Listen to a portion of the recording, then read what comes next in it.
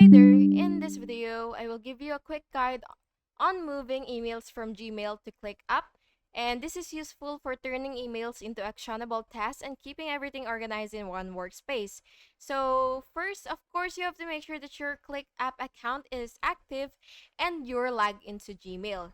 So you will open your Gmail, which is right here. And once you're on your Gmail, you will select the email that you would want to move. So for example, you have emails here, and then what you will do is you will click the three dot menu, which you can find right here, and then you will click more and then click add to ClickUp if ClickUp extension is installed.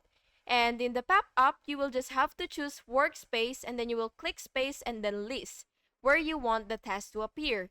You will edit task title and description if needed. Then you will click create task and then you will click check ClickUp to ensure that the email is added as a task. And by the way, you will have to install the ClickUp Chrome extension if this option doesn't appear automatically. And yeah, that's basically it. Thank you so much for today, and thank you so much for watching this video today, and I really hope it was helpful for you. And if it was, please make sure to like and subscribe for more videos like this. Thank you and have a good day.